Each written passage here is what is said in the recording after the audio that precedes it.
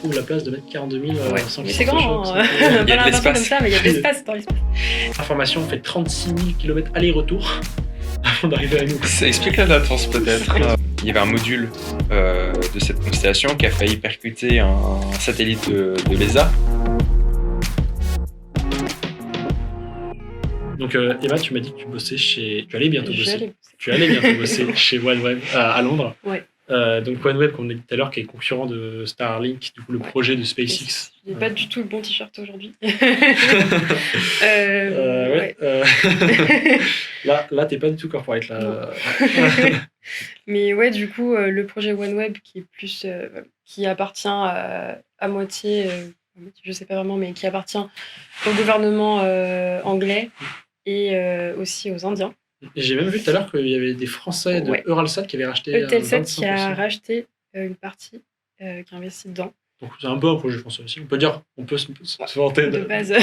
Et c'est aussi un petit peu américain. Ok. C'est un peu tout quoi. Mais- Il a pas à nous, quand même. Il a pas à nous. je sais pas si c'est très européen du coup, parce que avec l'Angleterre qui est plus trop dans l'Europe, Géographique, là, géographiquement, oui. Voilà. Après, 100% terrien. c'est ça. En tout cas, On c'est peut dire carré. ça. Ça c'est sûr. Du coup, ouais, concurrent de Starlink. Après, ils évoluent pas sur les mêmes orbites. Tu peux nous expliquer un petit peu tout cette industrie du New Space qui est en train de se lancer. Pourquoi faire des constellations comme ça? Enfin, quel est l'intérêt?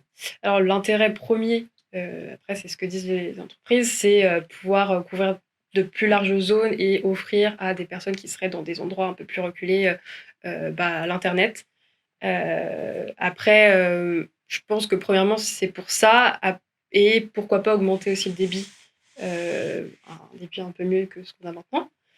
Mais c'est déjà pas mal ce qu'on a maintenant. Donc voilà, et il y a différentes du coup, orbites, comme on peut voir sur la vidéo. Là, OneWeb, c'est plus des orbites polaires, donc ils vont passer par les pôles. Principalement, je pense que c'est parce qu'ils veulent couvrir l'Alaska. Ouais. Donc c'est un marché qui va devenir de plus en plus, qui va se développer. Par contre, ils ont moins de satellites que Starlink. Il paraît que OneWeb est plus haut en altitude. Et ils expliquent ça par le fait qu'en fait, plus tu es haut en altitude, plus tu couvres une zone large, et moins tu as de satellites à lancer.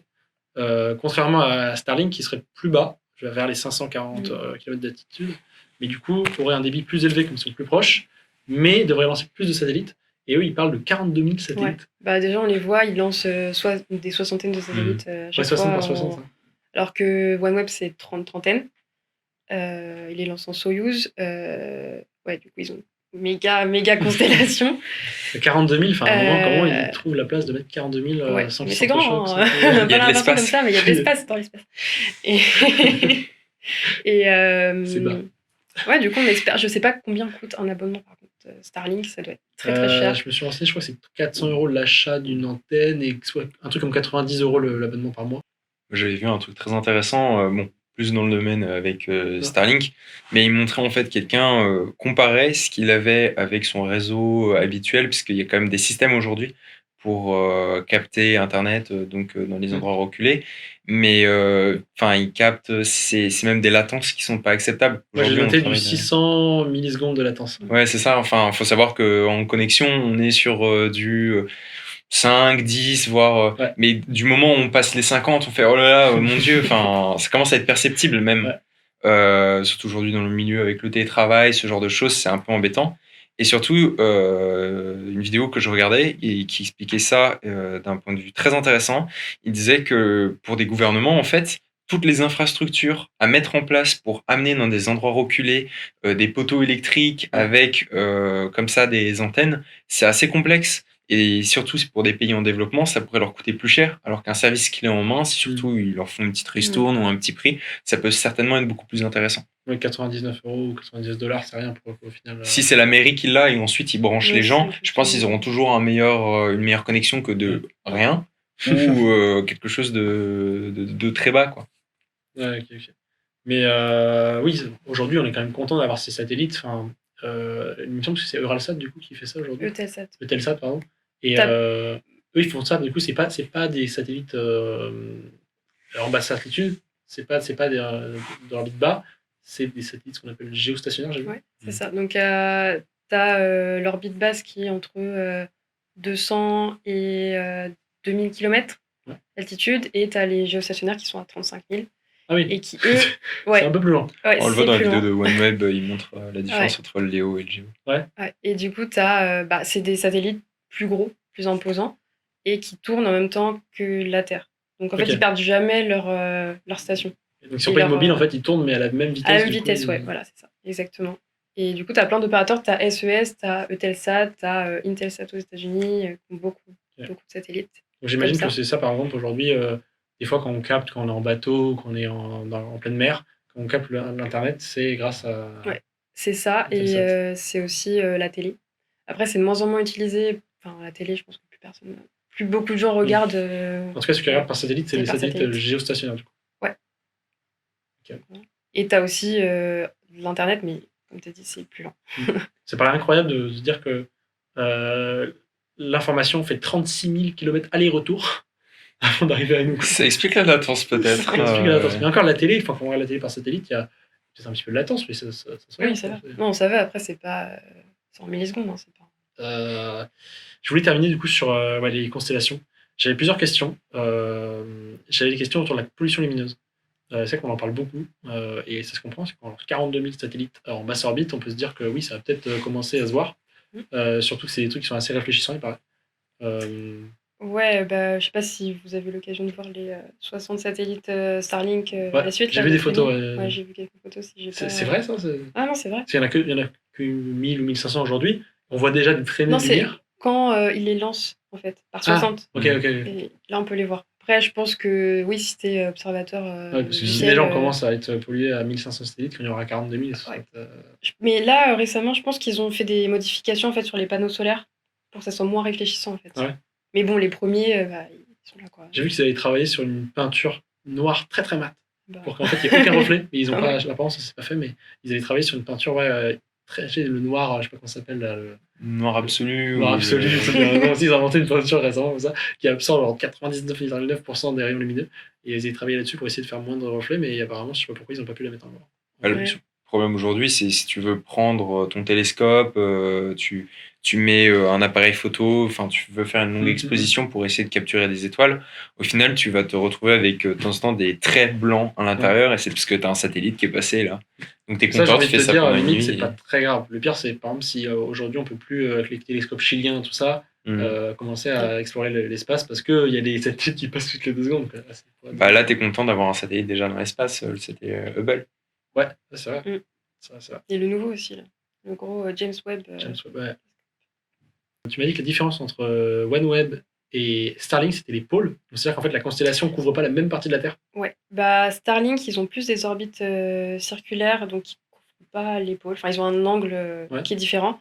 Après, je pense que c'est une volonté de SpaceX pour le marché qui veut couvrir. De concentrer les débits, enfin les connexions sur le continent. Je pense que oui, voilà, c'est économique. Mais ils ont aussi une technologie que OneWeb n'a pas, ou n'a pas encore, c'est la communication par laser. Entre satellites. Je crois qu'ils l'ont déjà, SpaceX. Ouais.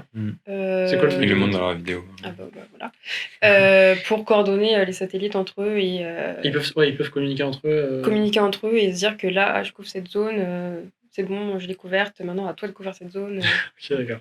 Si jamais il y a besoin de les réordonner. Donc on voit 42 000 satellites qui sont lancés et qui vont venir polluer. Oui, là, on est content après d'avoir la Gateway parce qu'on fait le lancement depuis l'espace. Ce sera plus des terriens qui. Oui, mais il faut toujours lancer une fusée et traverser ces 42 000 satellites. Non, ils sont tous depuis la Lune. En espérant les terrains, quoi.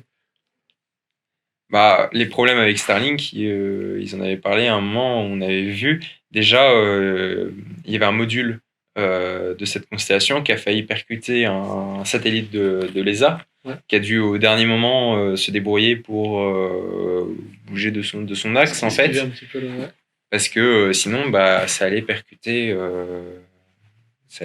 leur axe. Ce que tu disais tout à l'heure, justement.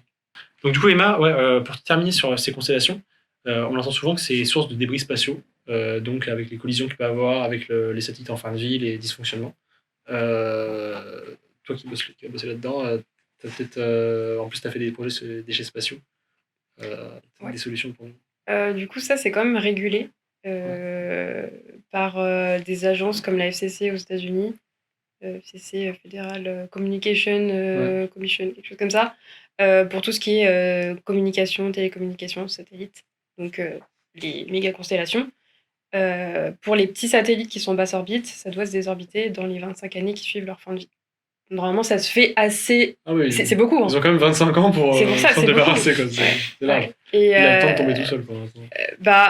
Normalement, ils doivent tomber tout seuls.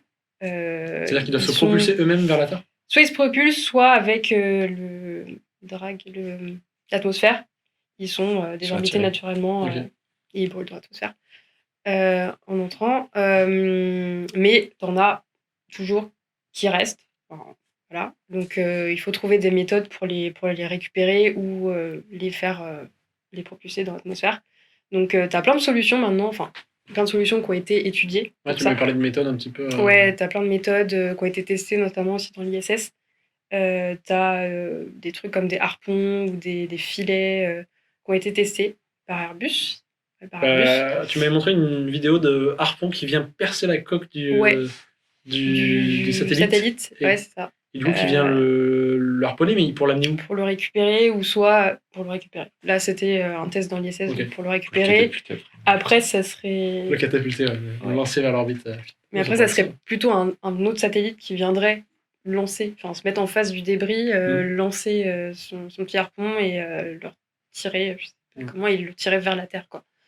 Mais après, t'as le problème de si le fil il s'en mêle, du coup c'est peut-être pas la bonne méthode, mais ça a été testé et t'as aussi des entreprises qui se spécialisent dans l'élimination active des débris, c'est un nom, comme Astroscale, comme sur la vidéo qu'on peut voir. Eux, ils ont testé il n'y a pas longtemps un système d'aimant pour venir récupérer un débris. Bon, c'est vrai que les satellites sont souvent en grande partie en métal, quoi. Ouais. Après, il faudrait peut-être une plaque spéciale, je ne sais pas trop quelle est leur technologie, mais peut-être une plaque spéciale pour eux pour venir le récupérer.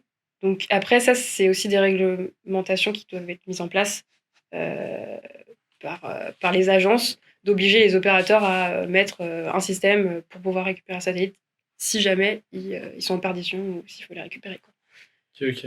Mais c'est vrai qu'ils n'ont jamais pensé à des systèmes qui viennent pousser le satellite vers l'orbite. Ça n'existe pas, ça?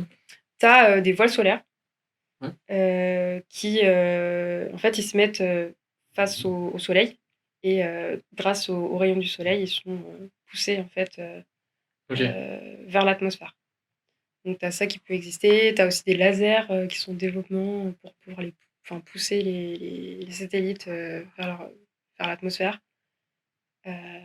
Et tu as aussi des déchets, des débris, qui sont plutôt vers l'orbite géostationnaire. C'est autour des 36 000 là-haut. Hein. Ouais.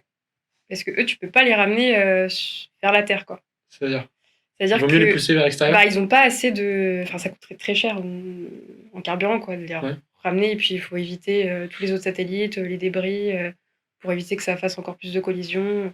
Donc, eux, on les amène plutôt à une orbite qui s'appelle orbite cimetière, qui est à environ 300 km au-dessus de l'orbite géostationnaire. Donc, en fin de vie, ils sont censés être... à 37 000, quelque chose, des poussières. Propulsés un peu plus haut pour rester là. Ok, d'accord. Donc après, je sais pas comment on va les récupérer plus tard. Je sais pas si ce sera un problème. Ce sera plus tard, quoi. D'accord.